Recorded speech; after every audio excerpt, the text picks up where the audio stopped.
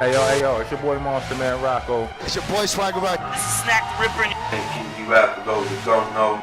Master Ace. You are now rocking with the best. Breaking Records Radio. Breaking Records, man. Breaking Records Radio. Breaking Records Radio. Breaking Records. Breaking Records. Breaking Records Radio.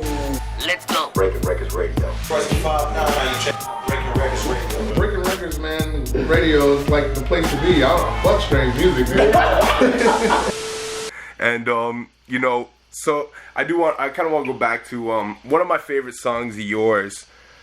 You know, coming up, I think actually you dropped it right around the time I started this show, because when I started this show, I used to play this song heavy. But Dance Song, that's one of my favorite joints of yours, man. I love that song. Oh, respect, man. Yeah, that was one of my favorites for years as well, man.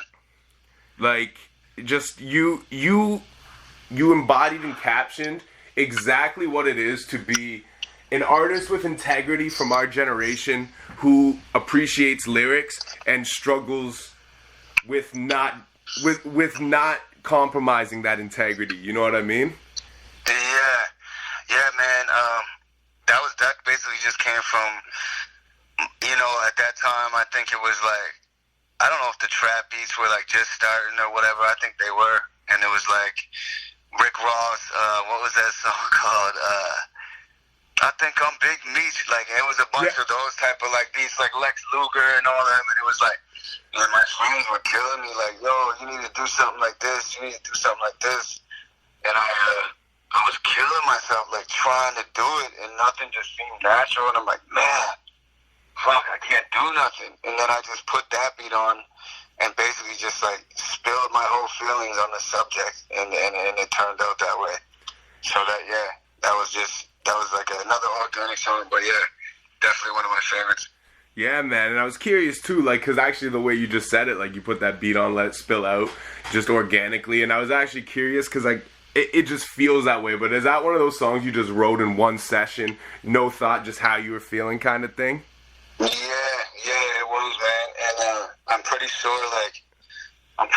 the mix or not, like, isn't even, like, when I send my stuff to get mixed, I'm pretty sure it's just my mix, like, it's not, like, it just wasn't even touched, like, it might have been, like, maybe mastered or something, but just whatever I did that day, I just left it, like, it all just came out in one. Oh, wow. Yeah. Wow. And I was just like, I'm not even touching this, like, I like it, I like how it sounds. So that's just, like, as organic as it absolutely gets then. Yeah.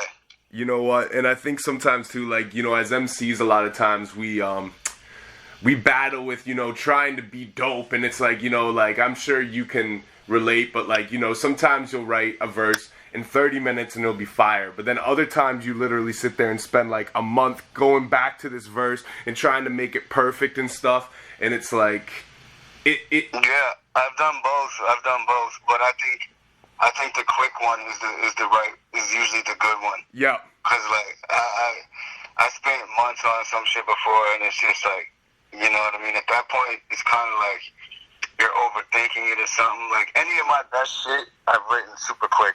Yeah. So if I'm like struggling to get an idea or like whatever, like sometimes I'll sit there like 8 hours a day, listen to the beats and not write one single word, and then that's gonna happen. That's cool. But I think that those days prepare you for the times when it's just gonna come out in like 30 minutes. Yeah. So I think you got to go through both. Definitely. Yeah, or even yourself out.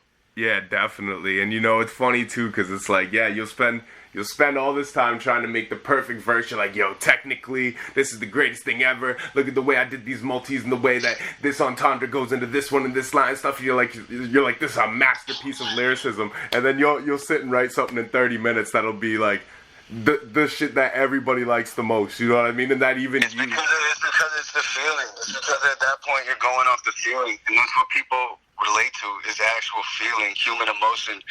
And you know, if you're trying to make everything a math equation, like, yeah, that's cool and impressive and great. And some people look for that in hip hop, you know, like, that's what I feel like Eminem does a lot of that, and that's definitely a very skilled thing to have. But I think when you just go in off the emotion, that's what actually touches people. You sure, you know, being lyrically lyrically, whatever, like, mathematical and perfect down to a science. Like, that shit is super impressive, and a lot of people do like that and respect that, including myself. But I think, like I said, when it comes from a real place and people can hear the sincerity and the emotion, that's when they like it the most, I believe. Yeah, 100%. And the example you used, that I was actually, before you said it, I was going to say the exact same thing. Like, I think that is my biggest critique to Eminem in his most recent years, is that, he just needs a little bit more of the emotion side, and just to let it come out freely, opposed to just treating it like math. Like, both are cool, but it's like that middle ground you need, where it's like, that's what makes, like, some of the best hip-hop songs of all time. It's got to be organic, but it's got to be mathematical to a degree. For sure. I think at this point, like, I think he can just do whatever he wants. And you got to remember, like, he's pretty much done it all. So when it's like, when you've done it all as an artist, it's kind of, like, I know for myself as an artist, I don't want to make the same shit I've already done. I don't want to, you know what I mean? So, like, I think he's just at the point where he's like, all right, let me just out-rap myself more than ever.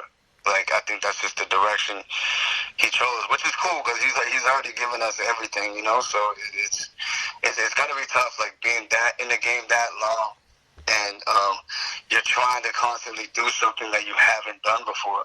So and really, it can become tough. And to be like that too, it's like, literally, what else can you do except out-rap yourself? You know what I mean? Like, I seen him say one time, he's like, picture like a blank canvas at the start of your career, and then every song is a stroke of a paintbrush on it. And then he's like, all right, picture like however many albums later, now he's like 45, he's like, that fucking canvas is pretty much all covered in paint. Like, there's very few white spots left to cover, and that's what he's trying to do, like some shit where he hasn't touched before. And I kind of related to that. wow, yeah, that's true.